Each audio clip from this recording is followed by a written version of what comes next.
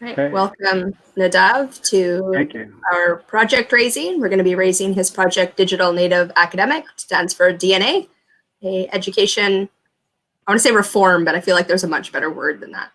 Cryptocurrency, all in one. So if you want to give us a community rundown of what that is, and then what you want out of this hour, what you want us to concentrate on to raise for your project, then we can do that. Okay. Thank you. So I have a timer here, so I will manage time so you don't have to look at the clock or worry about it. You can be with me. I've only got 5 minutes to start, or I'll try to take less than that. I'll just talk about me for a second, a little bit about the past, present, and future, just in 1 minute each. And then I can talk about the ask for today, what I would love to get from this. And then I hope we can get into more detail with the event cycles we have coming up, but that'll be after. I don't know if people are Bitcoin people, but it's kind of like, I feel like we're 2008 of Bitcoin, like it's about to exist.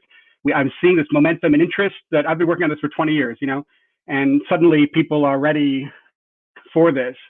So that's exciting. I have, in the last 18 years in the Department of Education here in New York City, working in Central Harlem, I was a physics teacher. I ran a robotics program, the first all minority program to be ranked nationally. So we beat all the New York City private schools and public schools. And then went on to beat many more year after year, and then turned around a failing high school for at-risk kids. So a place where the kids that have dropped out of school, we pick them up and bring them back in. And it was listed to be shut down in the newspapers 4 months after I took over.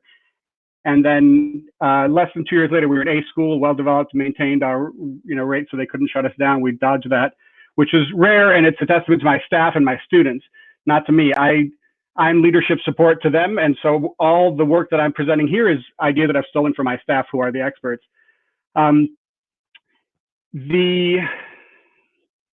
I was a deck engineer before the Digital Equipment Corporation before this. And so I'm not going to get any more about me. The future, let's start there and go the other way. So DNA credits, digital native. Oh no, we lost our guest. Yeah, makes it difficult. Fell out just at the time. Okay. Guess we'll give him a minute to Yes. pop back in. We're really the only person that we need to stay through the whole thing. Exactly. Right. Let's talk education and native currency that we don't quite understand. Has everyone read the Word document? My apologies to Eric, who got it like an hour ago. Yeah, I skimmed it. I've got some sense of it. I didn't read it properly, but I do have some sense of it.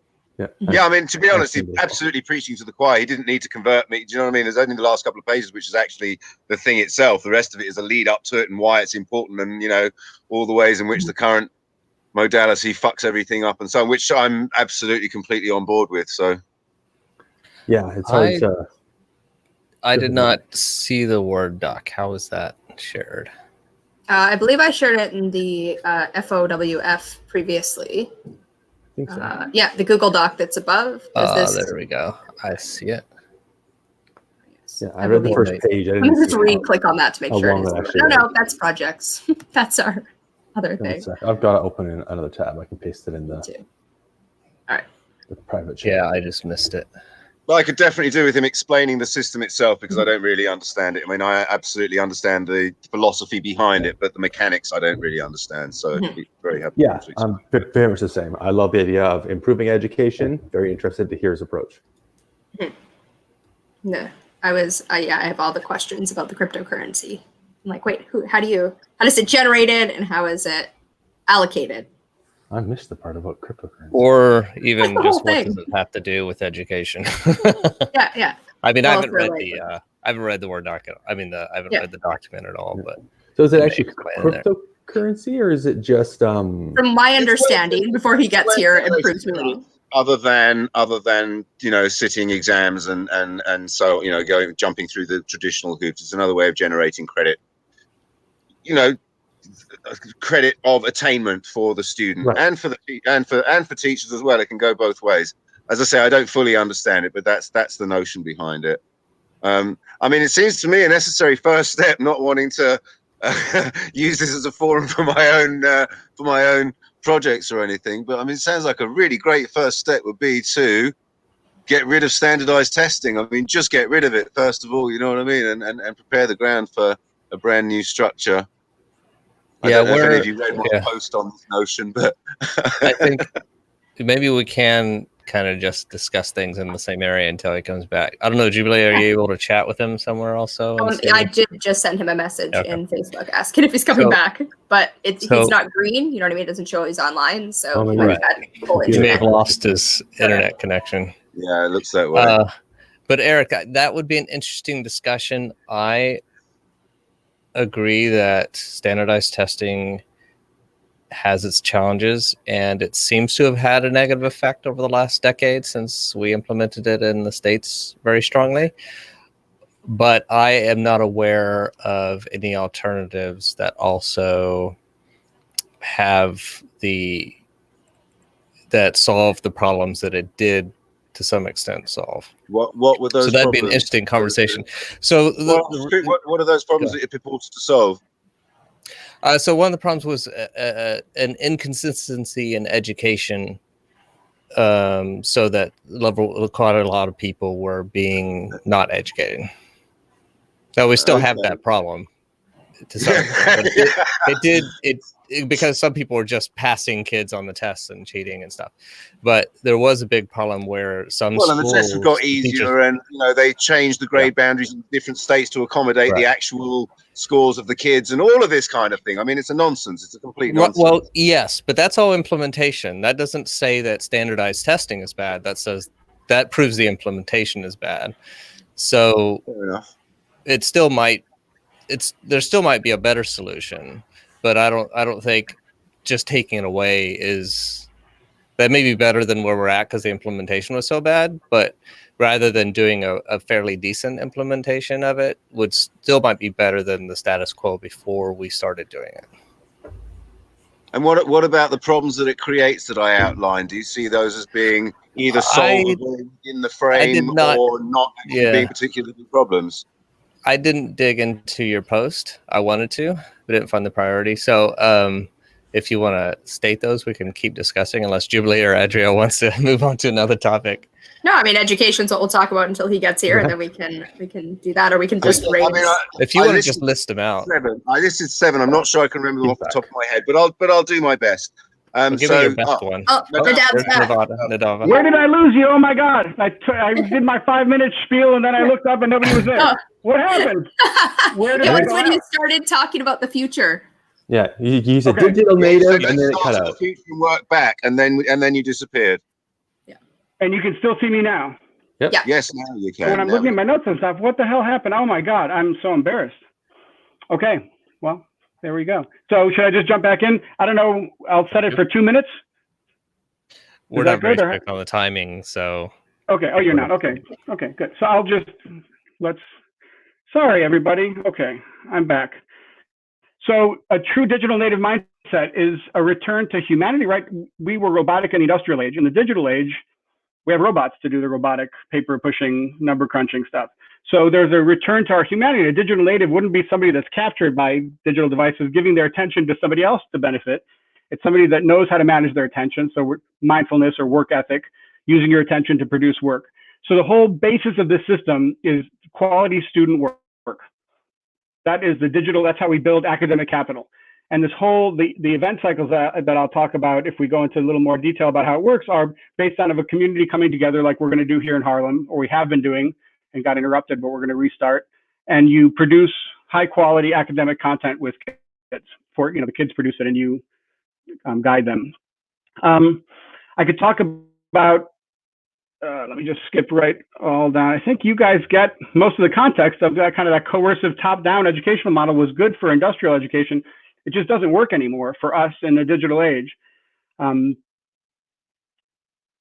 so where we are now is kind of... We can make your life easier, Nadav, and just, if you wouldn't mind, at least initially, focusing on the mechanics of the system itself, how that functions, that would be, I think, really helpful to all of us, Yeah. Okay. Oh, beautiful. Okay. So beautiful. That's what I figured. I'm in a weird twilight zone because I already said all this stuff 2 seconds ago, and I have to remember that you guys didn't hear any of it. The ask, should I talk about that? Because you're talking about getting into detail. I think it helps us to, if we know the ask as you're going through the detail, that helps us put it in context. Exactly. So let me just say the ask, and then I'll jump into detail about how it's built. Beautiful. Thank you. So we have a nonprofit that's got like 30 grand that needs to be revived. So, I could probably pull together 3 board members, but if people are interested, my alarm, sorry. That's one piece, is reviving that nonprofit, and then starting these cycles of events that I'll talk about. I have a book coming out. I'm in stage 4 of having a book.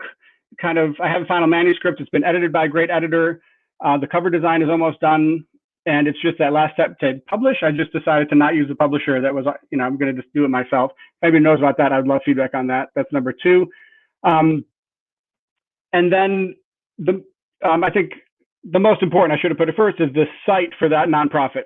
I want it to be a funnel using the book to funnel people into our distribution list of updates, to then have them show up at events here in Harlem first, and then maybe other places.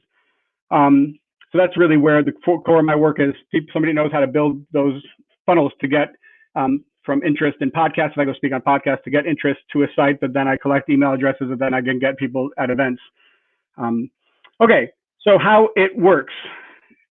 Any questions before I say anything else about the ask?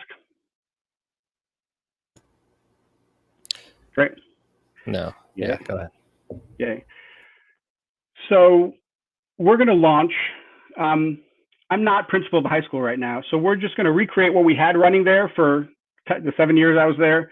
We had a $500,000 recording studio and some things that we don't have access, but I think it's better to do it in this more distributed way, actually. When a distributed entity gets, a decentralized entity gets attacked, it just becomes more decentralized. And so I think that the attacks that I've dealt with are actually just made this movement stronger. So the first event, that 30K with whatever's left after board insurance, we're gonna bring back all the kids that I've worked with, that I've made these pieces with in the past, who've inspired me to do this.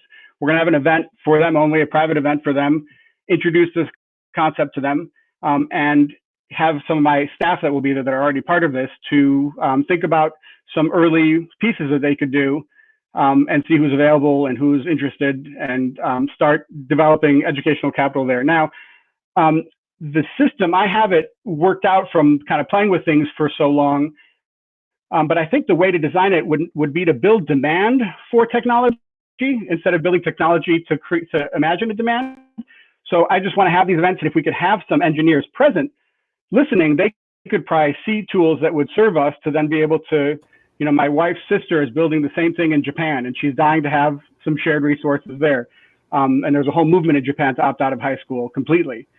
And so there are 3, so I'm just gonna talk about kind of how it's built socially in these events, and I can get down, I'm a software engineer, that's where I started my career, and that's where my heart is. So I can get more and more into detail as you guys ask, but I really think the important thing now isn't to worry about detail, let it arise naturally from our interactions doing these things, if we have the right people in the room.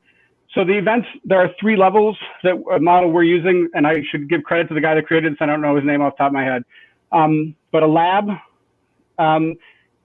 is where we imagine projects for students in terms of how to guide them through so that they can be successful in producing high quality content, not fail at that.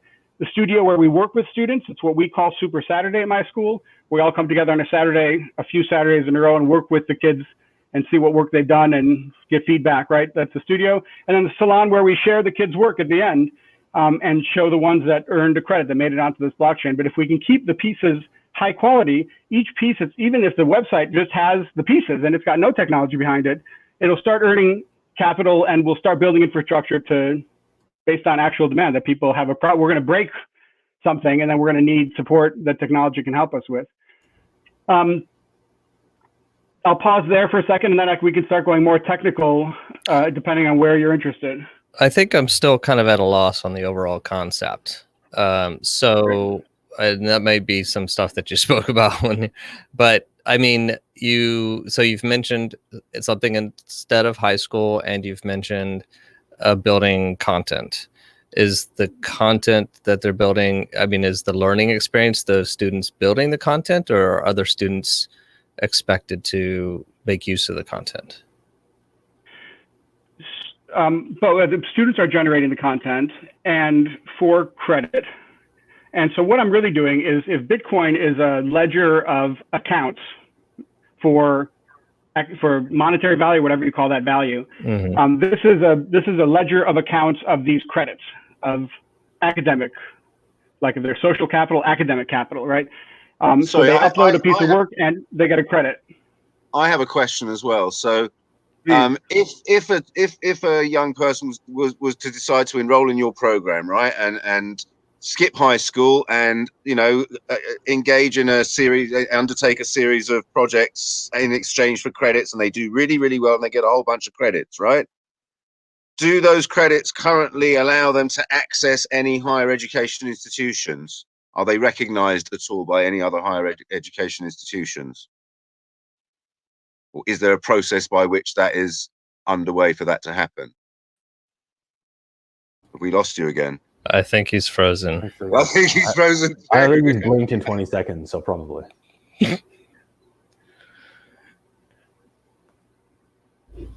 Or the final bit of my question was, am I completely misunderstanding the notion? Is this my internet?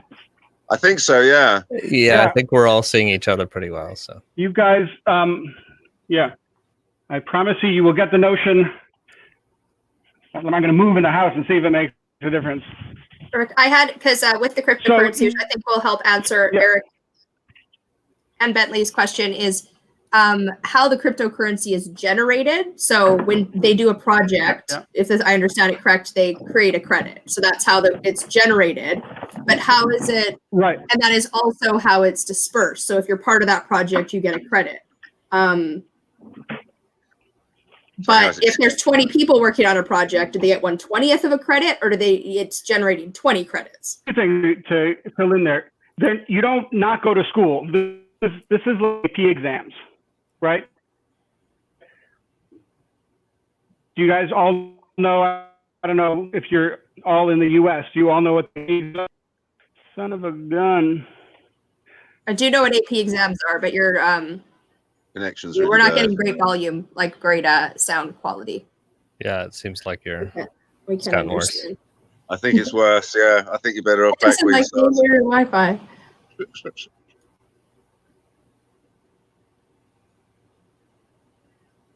Okay, No, so they are you're AP advanced placement classes. Yeah.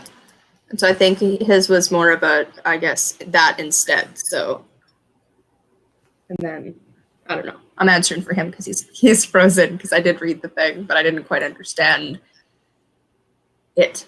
And also, like, you're generating education content, but are you watching the education content? Is it being judged on how you learn from it, which means we're introducing standardized tests again, right? Of like, if you do one on World War II and then people watch it, are they able to retain that information? Is that what you're being judged on? Like, is there only one World War II one, or would there be dozens and dozens of World War II ones because someone else wants to create one?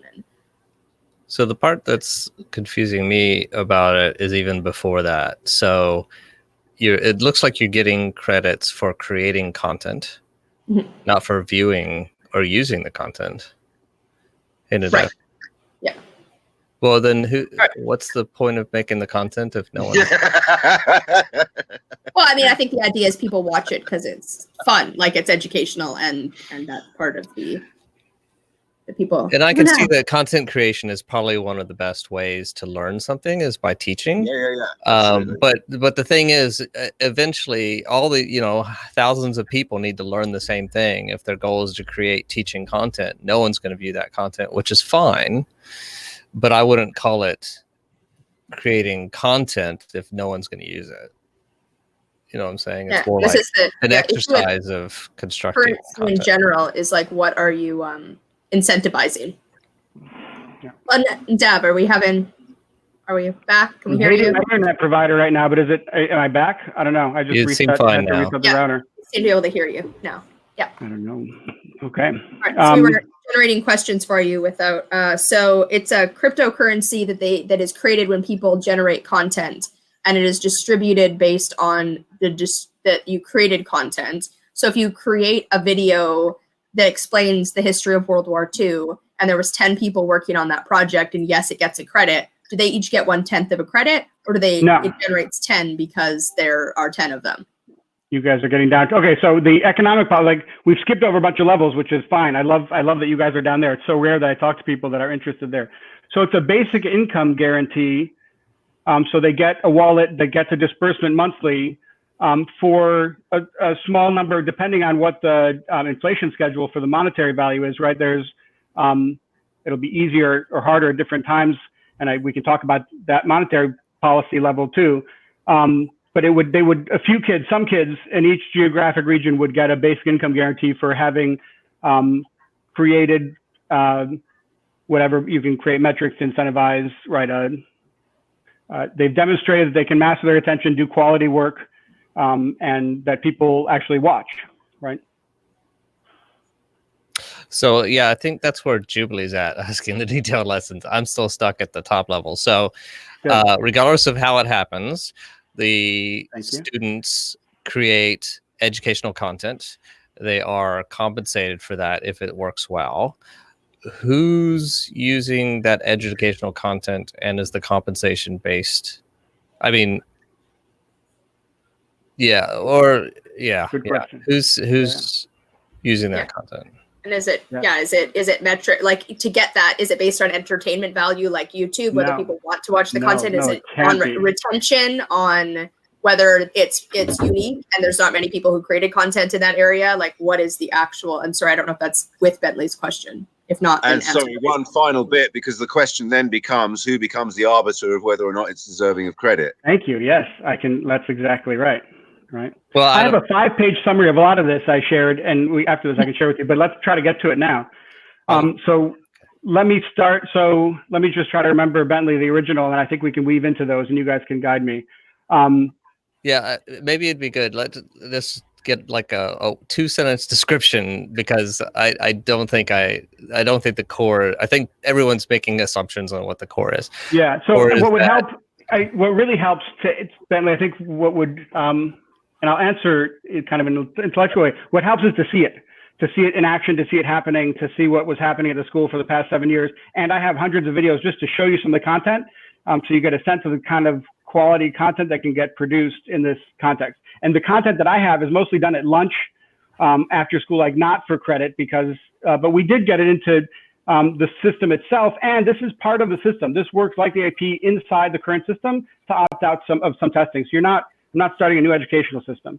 But I am taking the credits, the gold. Right now, high school credits don't mean shit. Sorry, but right? Depending on what school, unless you went to that great school, which means you went to that great elementary school, which means you went to that great principal, preschool. If you were at my school, my transcript doesn't mean anything to college, right? They know I'm a second chance school. They're like, those credits are meaningless. So I'm giving them access to high quality, gold standard credit that anybody at the top level schools could get, or anybody can get. Even if you dropped out of school, you can get one of these credits, but it's equivalent to an AP test. You still have to do high school equivalency the normal way. But it's a way to start decentralizing who defines credits. Right now, the politics are favoring adult interests, not student interests. So and at the core of it, we're replacing the standardized exam as the unit of measurement. And we are creating a unit of measurement that is very reductive, right? I'm really reducing that 1 credit or 0 credit. And so then we get to the question of who gets to choose whether it's a credit or not, right? So the whole system is based on quality student work, quality products. That is where that is the whole system. So if we're going to evaluate people to decide if they should be the ones eligible to determine these credits, it's how many of these credits have they built themselves?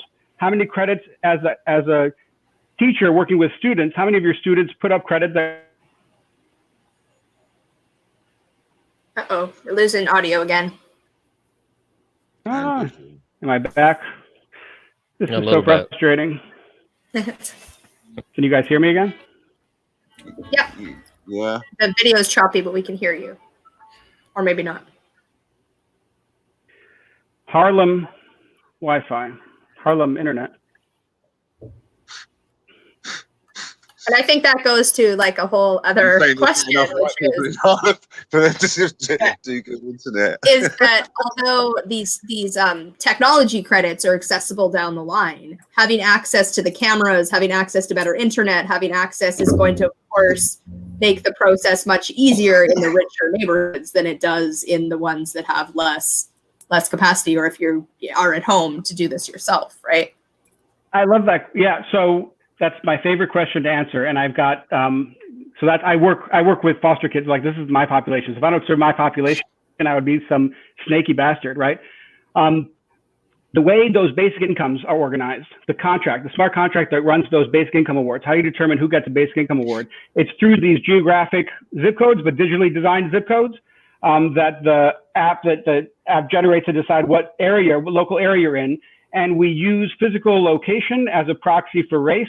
So it's not perfect, but we then ensure that anybody from each local area earns the same number of credits, right? So that for one neighborhood to earn a credit, the other local areas have to all earn a credit also. So if you want to earn more credits in New York City, you'd have to help the geographic area that's having the most trouble producing credits, help them produce credits. And that helps incentivize funds going to neighborhoods that have more, resource issues. So, Nadette, if I could get back to, you said quality, the students producing quality work. When you say quality work, are you saying content, educational content? Yeah, it's academic, digital native, the academic piece is where it has to be focused. Okay, my question is, are they creating training materials and they're getting judged on that? Or are they creating? Not training, no. They're creating. What are they doing? What are they creating? Give me an example. Imagine NPR podcasts, like well-produced, that has research, that has academic skills, has research. They come up with their own questions. They're answering their own questions. What we're focused on are their research skills, their use of attention, their mindfulness. How do they deal with revisions and frustration tolerance, right? We're dealing with the skills necessary to produce quality work. And so mindfulness has to be the first standard, right? If we're talking about our human attention, so there's a lot packed into it, but they're creating content that is being judged for the quality of their fact checking, for sure, right? And for their research and for the work that they did. There's 3 levels. When I teach my teachers how to teach, we talk about 3 levels. The basic level, you have flashcards, you have tests, you have to do that content level, right? And then there's an application level where you start thinking about what you just digested and asking your own questions and, discussing it and finding your position. And then you create something. These credits only capture that 3rd extension level, not what the high schools do. They capture that next level that we did at lunch or after school mostly. Okay. AP level. I don't know what you mean by. Okay, so let me see if I'm understanding. They produce content, not necessarily educational content. So they have a question, they research, and then they produce some sort of content that then other people could read. Or benefit from, right? It could be video or written or whatever. And then is this process funded off of that content creation, or is that separate? Great. Is the process funded? Let me make sure I'm answering the right question. What do you mean? Explain what. Well, where does money come into it? Yeah. Because you're talking about giving these credits, and I guess the credits aren't actual money, but. Right. So I think that when we're doing an analog right now with these event cycles that I'm planning out, we're simulating, and so I'm using cash that we've already raised. But if we start building a blockchain decentralized, if we start building away from my wife's sister to start this in Osaka, we'd be giving people funny internet money, right? That means nothing. And they would be getting this basic income every month and building these useless coins. But if there start to be network effects, enough people had these coins in their hands, they might all start advocating to trade these coins. And if we set them up as a side chain of Bitcoin, so there's a clear conversion that people don't have to figure that piece out, it's already figured out, there's a chance one day they get traded for something. And then we're interfacing from academic capital, which is my focus, to, so people would be putting in their sweat equity, the teachers, the students, all, to one day maybe have these coins mean something. The master teachers, the gatekeepers, are an important role that we haven't talked about, but gatekeepers are people that have reliably for a number of years helped kids produce content that was of quality to the, right? So it's recursive. And so then they become the gatekeepers and they get money for it. There's a way for them to get income from that. They get these funny money coins too, right? And so, yeah. So it sounds like the main project is giving students AP credit for practicing and learning journalism. Right. That's a way to say it from the game, from the, you know, industrial context. That's a good perspective of it. Yes. Well, I don't see that is industrial at all. I mean, that could be just as much game B. Yeah. It's journalism is just investigation and putting things out. That's for the social studies credits, but like a math credit, right? We have to talk about more. It's going to have to be more like software engineering, writing code. I think it's a good way to access the same muscle in your brain that's mathy. Okay, or it could be tutorial videos that nobody ever watches unless the few kids really do a great job explaining. So we have to deal with math separately. So the NPR example was just one type. Well, Planet Money does a lot of things that I think require some understanding. Just to understand the content, you have to have some economic, So is the required output always some sort of media for the kids? Something that can be uploaded, right? But it could be a PDF, right? It could be a podcast. So media, right? Media. Some sort of digital. Yeah, digital file. It's a digital file. Right. Yeah. All right. So it never involves, I don't know. Okay. So the videotape so of a not play technically, so it doesn't fall into what we call journalism, but I generally call it. I think that's a good way to say it. Yeah, I like that. If we had kids who have been known to lead all the social movements that are successful, our teenage kids, 18 to 21, 18 to 25, who I work with, and if they get credit for this on an academic network, I think it's exciting if they fill the gap that's right now in our media landscape of deep investigative stuff, and their teachers are fact checking. So now we have actual, meaningful fact checking. I think that's exciting. Yeah, I think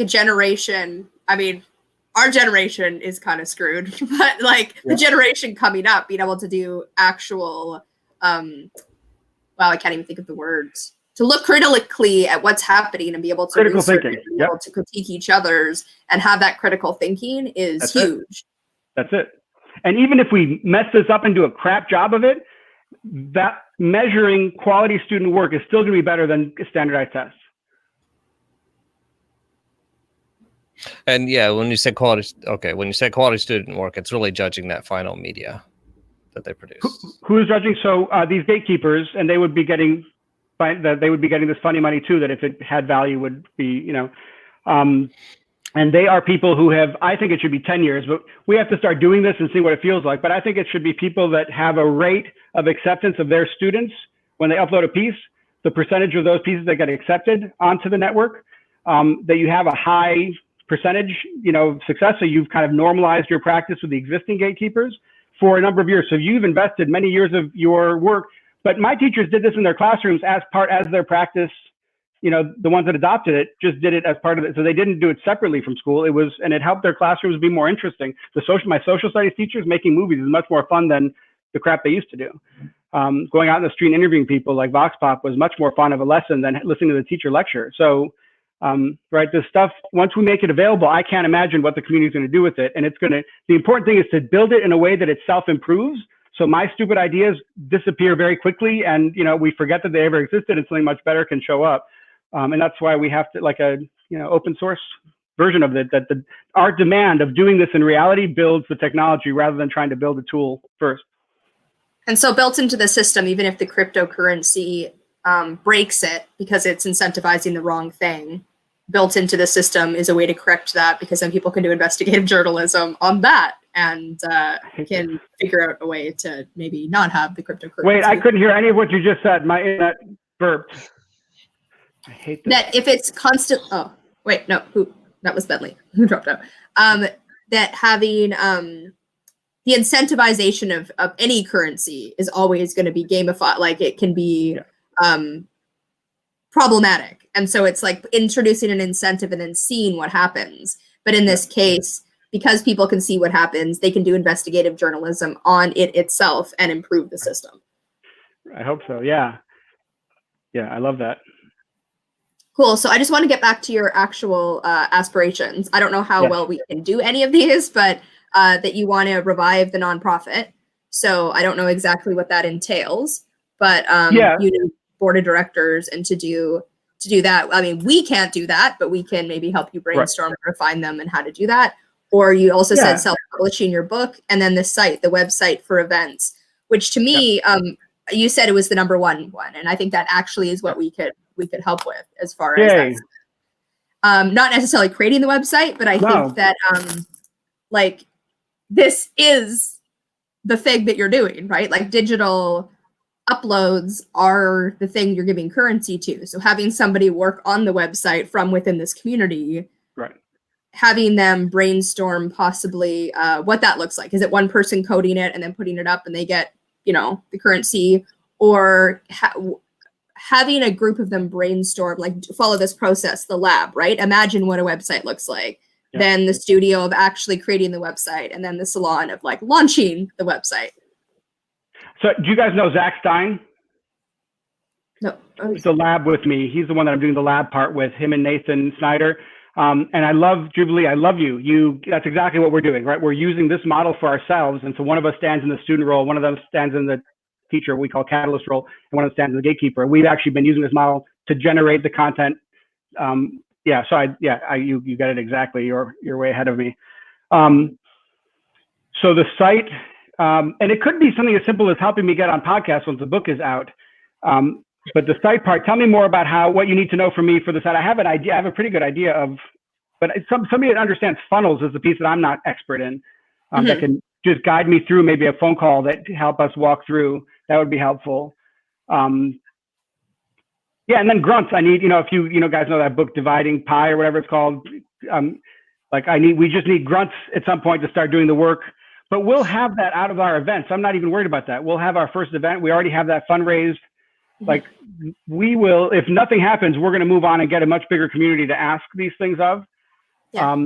Setting up that funnel, I think, is what's most urgent for me, because I want to be able to send people to a internet property that they can then give me their email address.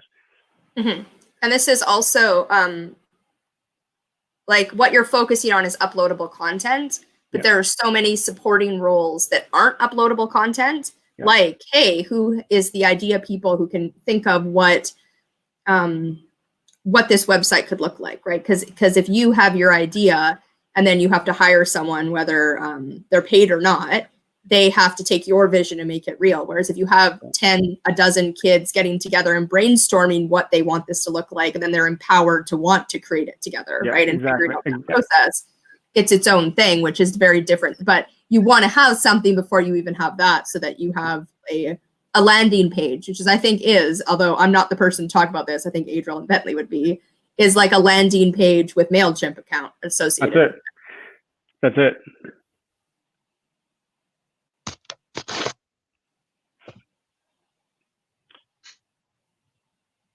Is there any? Is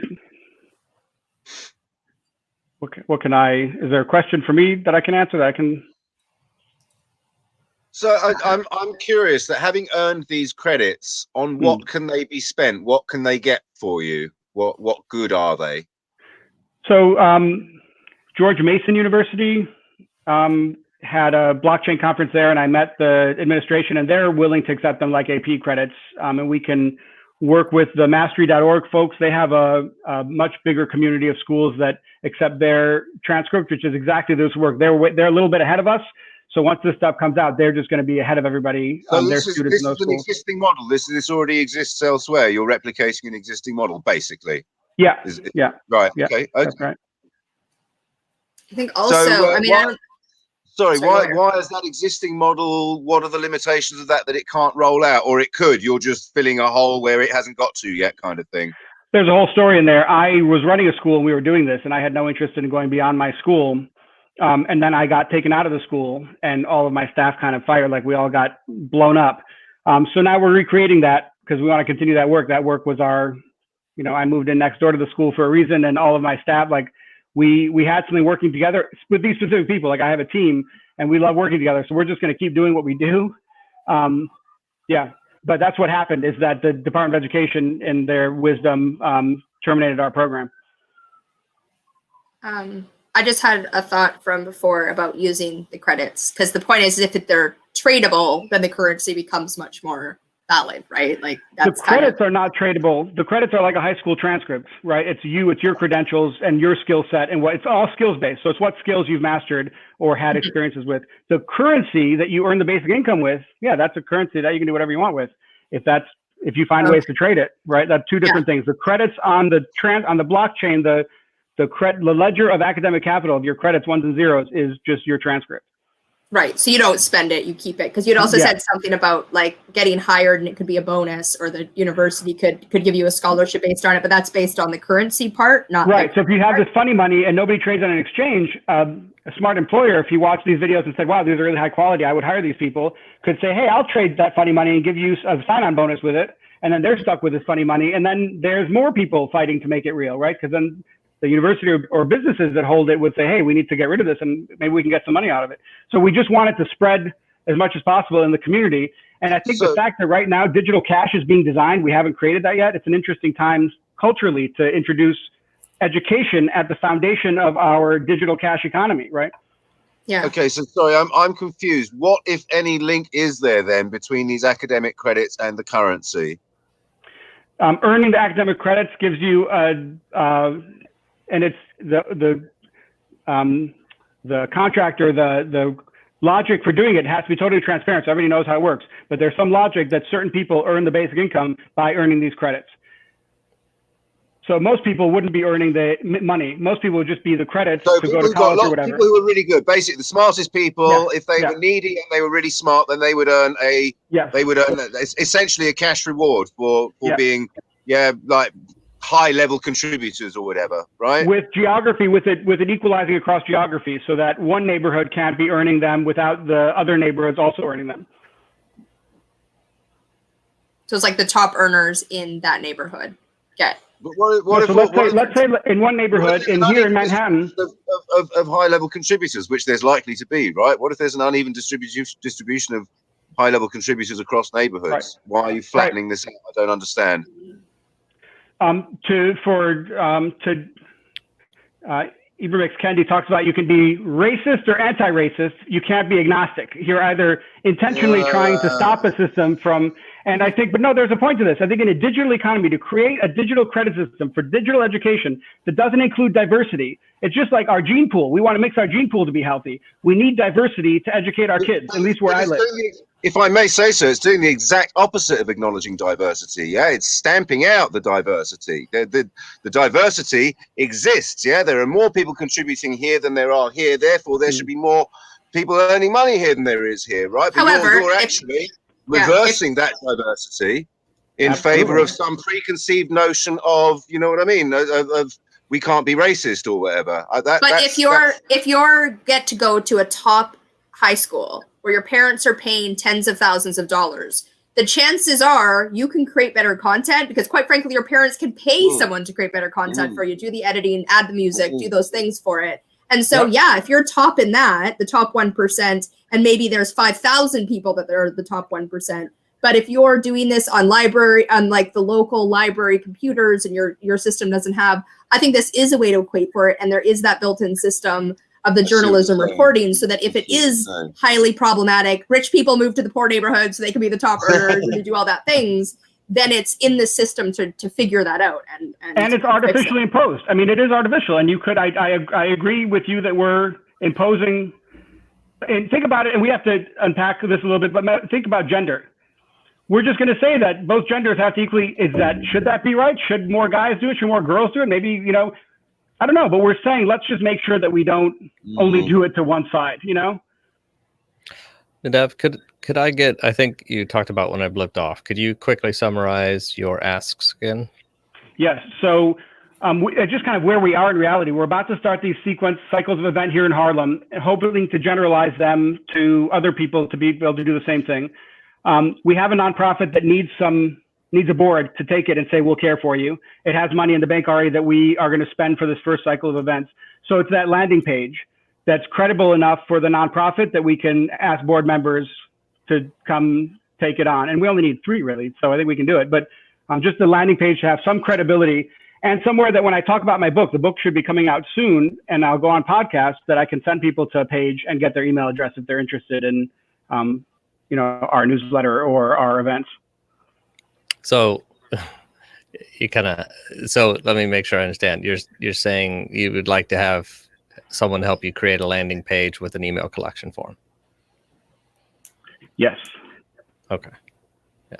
I love how you do that. Thank you for listening so well. I just want to make sure. And being more articulate than I am.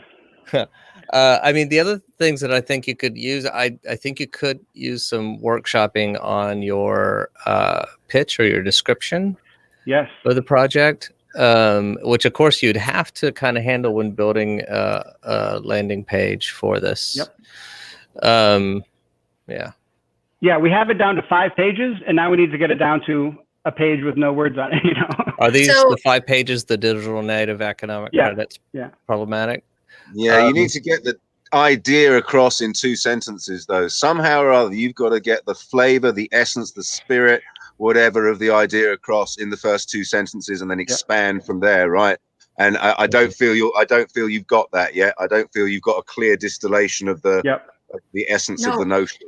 But I do feel you have the resource to get you there. Like, so maybe I'm wrong on this, but you have past students who have been through a similar system that you said those are the ones you're inviting into the current event, right? So you have a way to contact them. You have their email, their phone number, something, you have a connection with them. Yeah. I would say reach out to them and ask how many of you want to come in for a Saturday and workworkship this. Exactly. They're going to know how to make a landing page better than, you know what I mean? Like they know how to do that. And so, and they can craft the 2 sentences, right? They were part of this to be able to say what they got out of it, which is the bigger piece anyway, right? Is like what the students experience going through it and what they, I mean, I'm thinking of the documentary World Peace and Other 4th Grade Achievements. And although I still don't know how to play that game and I would love to, watching the kids go through and then interviewing people 30 years after who went through that process is like, I want to play that game. Right. And that's like, where are they now? I want my education system to look like that. Yeah. And have them generate what is all of it. I mean, it's theirs, right? So why not have them generate this and make them make the landing page and invite them to make the landing page. Totally. And I mean, no offense at all by this, Nadav, but they'll do a way better job than you could ever fucking do. Do you know what I mean? Yeah, seriously. No offense taken. Yeah.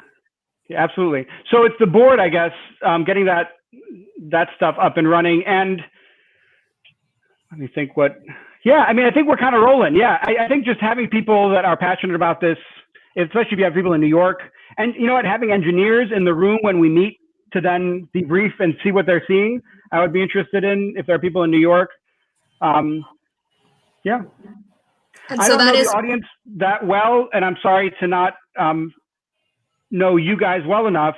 I have a different pitch in education than in specific areas, but I would definitely love help on the pitch and on getting it down to that 2 sentences, right? That's going to be the cover, the front page. I think it is something along the lines of the investigative journalism meets at like what it gives the kids and what it gives society. All rolled into 2 sentences. That's not a lot, right? It's like an education system that produces investigative journalism as like our regular citizenship, right? Like something along those lines is. I think that's where the old students will like very much excel because they've been talking about it for the last however many years to a whole bunch of people. 1 or 2 of them will have the messaging dialed. Absolutely. They'll do a brilliant job. That's a brilliant idea that Jubilee's come up with for you there. I mean, it's no work for you, right? All you've got to do is get the group of kids together and they'll do all the work for you.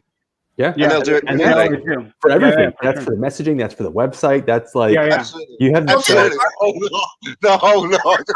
Have YouTube channels and Instagram accounts and TikTok and like, just like, hey, bring the people. Not to mention I'm old and the kids that I worked with 20 years ago now are doing this professionally, you know, and I probably couldn't book their time, but that alone, even having some of the projects or maybe like weird after projects being things like TikTok, then that builds your online presence, and that's also a channel. We're like, wait, who made this? And then you go do some research. You're like, I can't believe that's a project. That's so cool. Right. Yeah. And this is me preaching to the choir because like I've always wanted like access to kids that I could like teenagers be like, create this, do this technology.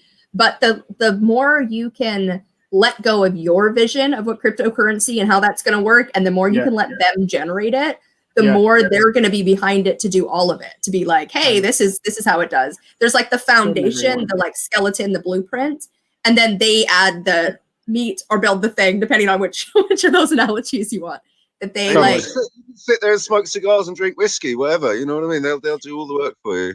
Yeah, and they have to, because that's why I'm a principal and not because I don't do any real work. Right, it's how I ran the robotics program. That's why we became top, because I didn't do anything. And, I watched Netflix. So your other issue, which I think we could all solve with this group of people, because they're not all teenagers, right? They're over. So what 18 to 25 is who I work with, and for the Department of Education, I work with 18 to 25-year-olds. Which is perfect. So the board of directors, you need 3 because it's a not-for-profit. Are you one of those board of directors? No, I don't want to be. Okay, so you want 3 people to be on the board of directors. What do they need to be on the board of directors? What age do they need to be? What state do they need to live in?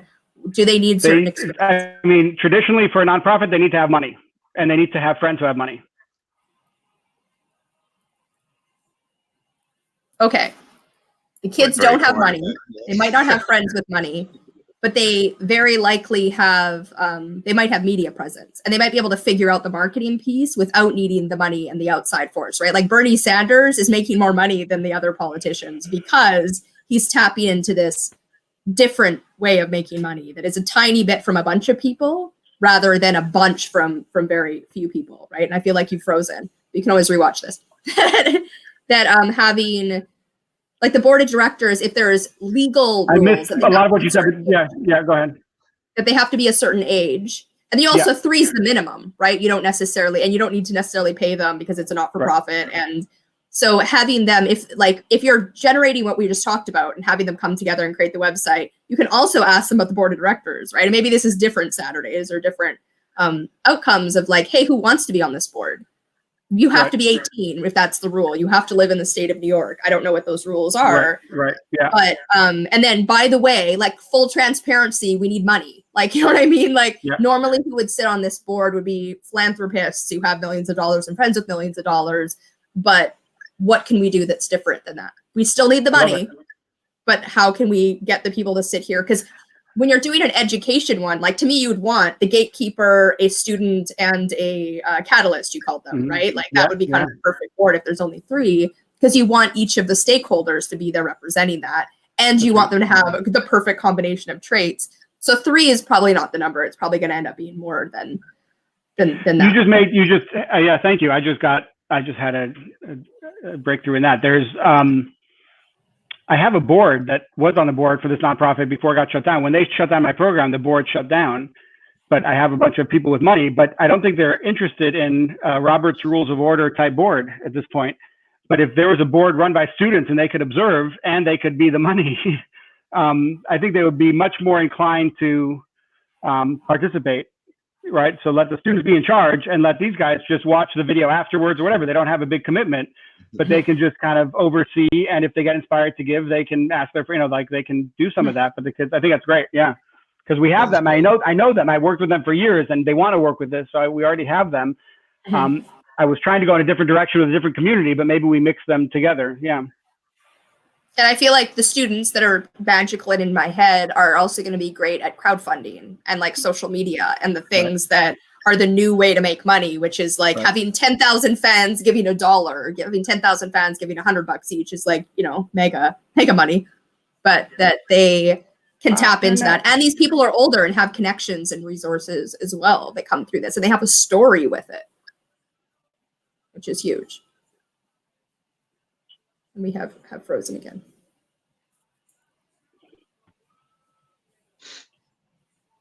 And so, okay, we figured out your board. We figured out the site and website. The third one was the self-publishing of the book, which I feel like I don't want to re-tap into the kids. But yeah, like, I mean, the truth is they'll be like, why are you publishing a book? Like that's so previous time periods. But it is something that is tangible and will reach a different generation. And I mean, I'm hoping this generation still reads. I'm hoping we're a few generations away from no longer reading at all.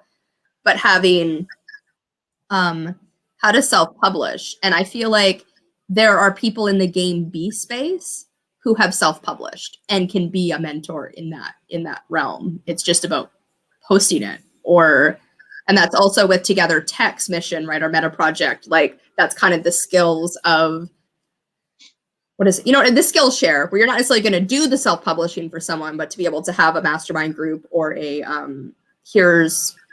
maybe we could set up something that who's the expert in self-publishing, right? And who wants to self-publish a book?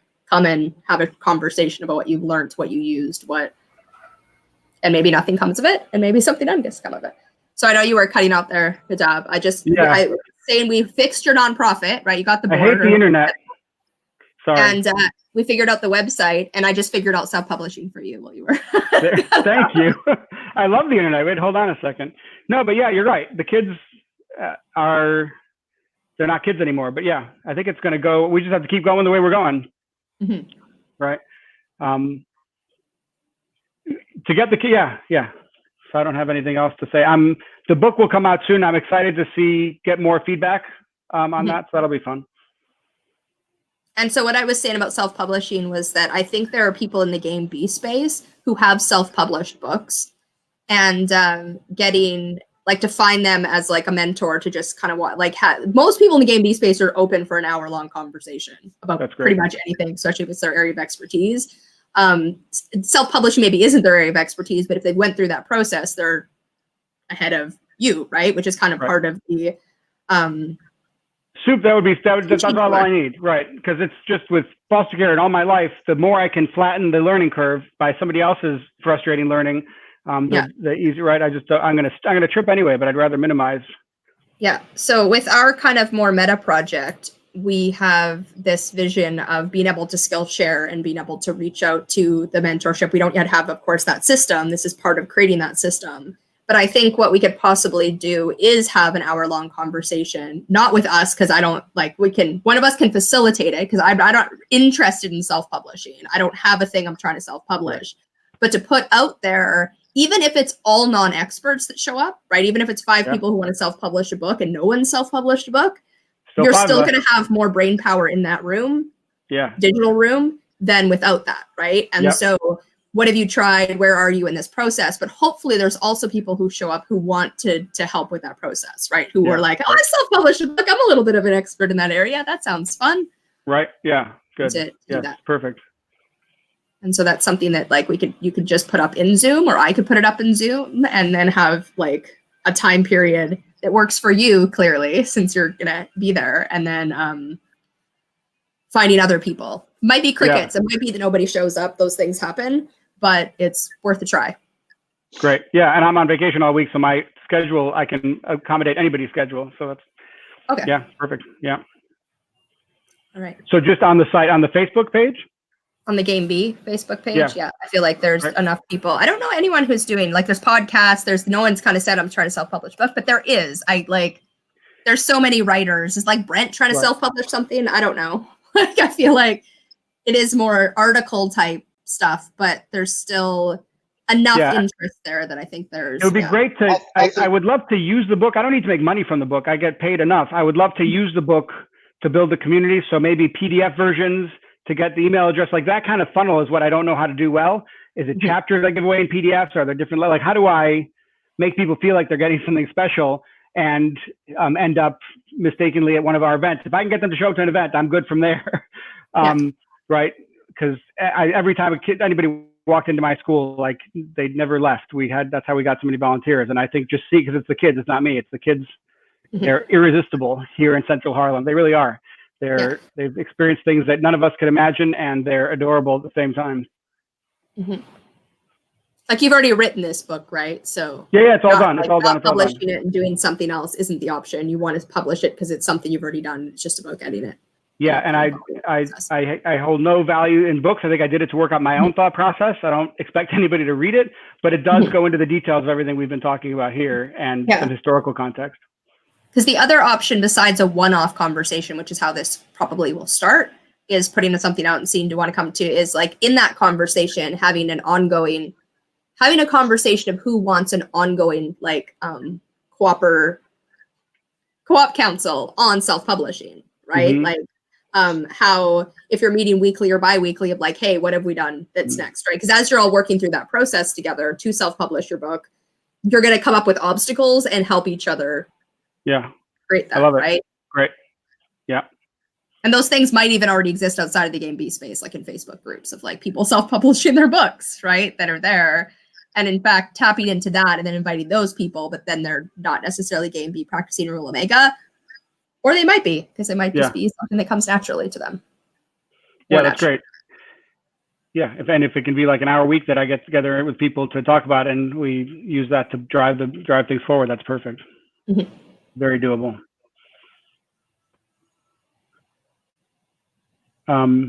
Yeah, thank you guys. So I would love to hear in 2 seconds, like what brings you guys to give of your time to somebody like me, right? Like what makes you sit up in bed on a Saturday morning and do this? You guys are out to create something. I would love to understand it a little bit. Well, in case you couldn't tell, I just have the time of my life. I love creating solutions for other people's problems. I mean, like, I don't have to do any of that. I just have to like give it to, here you go. And I think that a lot of people are like problem solving and having discussions and having conversations, and I will let everybody else answer for themselves. Yeah, I like Jubilee enjoy hearing new ideas and giving off the cuff armchair feedback to it. Not that Jubilee said it that way. That's the way I do it. And then, so I like helping out. And then also I have several of my own projects. And so this is kind of a karmic way of building a community of people that support each other is by, giving first. So that's kind of my motivation. Yeah, for me, fairly similar to Bentley, where I've got a project that brought me into the Game B space. But over time, I think we all sort of independently noticed, oh, there's a lot of projects here and everyone's struggling in a lot of the same ways. And when you hear us talk about the Meta project, it's a project to help structure and sort of organize all those projects. So we can stop reinventing the wheel. If there's 10 of us, let's all get together, figure it out once, and then we can all reuse that information.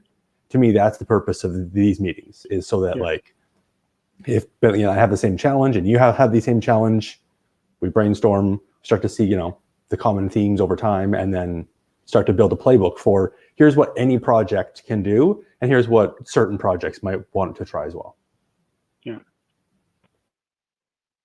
I mean, for me, I've got a particular interest because it was a transformational project in education, and as a teacher who bemoans constantly what education has actually become, I was interested on that level, and also everything that Jubilee said about forming new connections. I mean, that for me, the notion of cross-pollination between these groups is really important. You know what I mean? Like as a result of this conversation, this group, I'm part of a few other groups as well. Maybe something that's come up here today will be, something that really helps to move another conversation along. You know what I mean? Something that I've learned here today will, and so on and so on. You know what I mean? And these things all link together in entirely unpredictable ways. And so the more we can do of this, the better, as far as I'm concerned. It's an end. Well, no, that's not true. It's not an end in itself, but it might as well be, because it creates soil for all sorts of possibilities in the future that we can't possibly know of, And so it is almost an end in itself. And to think, for me to interact with you guys are kind of like a lab, right? For me, the people, the gatekeepers that would be, right? The people causing other people, right?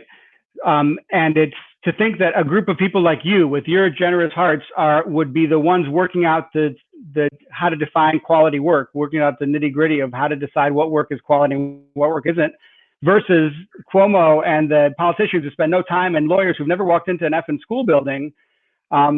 And then to work, the teachers that I work with, they always say, like, if this is what teaching is, like, I would, like, love being a teacher, but it's not. Right. And some of them have retired early because the industrial system is such malpractice. I grew up in the Waldorf schools, the Rudolf Steiner schools. Yeah. So I was lucky enough to grow up in a system that opened my heart and made me passionate about doing work, and I want to share that, right? So it should be the greatest job in the world, right? It should absolutely be the greatest job in the world, teaching. I mean, it's an absolute, it should be a privilege and an honor and a non-stop pleasure. It really should. They've done everything they can to stop it being that, motherfuckers. That's a fact. And it should pay more. Yeah. That too. But honestly, if you could actually fully experience the joy of teaching as it should be, you know what I mean? I think a lot of teachers would do it for half the money. So long as it's enough to cover my bills, that's all it's enough. It's enough. Yeah. I mean, yeah, the best teachers I had all had a spouse that could support them. Sorry, say that again. I didn't catch what you said there, Ben. The best teachers I had all had a spouse that could support them. Right. My high school. So there was no one. It's not that they need. It is not in where I live. It does not pay a living wage. It's not just about attracting people. It's that the teachers are so distracted by having to figure out how to keep their lives running that they cannot focus on the students. Yeah. And then on top of that, energy-wise, they're in a coercive system. Yeah. That is out to demoralize and punish them. Yeah. So they're all doing it for altruistic needs, and I mean for being altruistic, every single one of them, I believe. And then they, right, you close the door to your classroom, and until then you they run out of work. energy, right? And then they have to do something else. Anyways, it's like once we can figure out the resources, so everyone's resources are met, everyone's basic needs are met, then the people in teaching are going to be the people who want to teach. And then everyone has a spouse. It's us. Right. It's everyone helping everyone be the, it's like we have better teachers and better systems. That'd be great. Yeah. Do you want to hear my list of 7 things now, Bentley? This would be a good slot to put them in, especially while Nadav's here as well. Yeah, this I put it up on my other laptop. So this is this is just a selection, right? I mean, give me an hour or two and I could write 20 pages on this. Anyway, so 1, standardizes, and this is the damage caused by standardized testing, right? This is what this is about. Preaching to the choir, my friend. No, I realize that. Standardizes and narrows curricula, inevitably making them content rather than process driven. Discourages originality, critical thinking, and challenge. Promotes a fear of failure and a reluctance to experiment. De-emphasizes the arts as they cannot be easily measured. Demotivates both teachers and students. Sets up the majority of students and indeed schools to fail. Rewards conformity and obedience and punishes difference. Those are 7 that I came up with in like 30 seconds. You know what I mean? Right. And all those same characteristics are great in a factory context to make our cars. I want all those things to be there so that I have a safe car to drive in, but not to build a human being, you know? Yeah, I mean, this is the Prussian model from the 1840s, I think, something like that, isn't it? I mean, it's that we still that's follow. Absolutely right. Yeah. Yeah, yes, I think there's a lot to. Yeah, I think we're out of time. I think there's a lot to tease about that, so that'd be an interesting to tease out from that conversation to have a discussion some other time. Yeah. Well, if you're ever in New York, ask if we're having an event. Come be inspired. Yeah. I guarantee you will be. All right. Yeah, I'd love to. I'm ever in New York. Yeah. If my funds ever allow for that to be part of my life, then yes, I will come to one of those events. Awesome. Or if you guys make so much money, you want to bring us over because we help inspire this, then also awesome. And actually, I will be in New York in March, so we'll have to get together. Oh yeah, there. Absolutely. I'm in Harlem. My whole life's in Harlem, so if you're anywhere, but I can go anywhere too. Yeah. Awesome. All right, let's say goodbye to you two. Then we can. Thanks, Nadav, for joining us. It's a fun Saturday morning or evening for Eric. And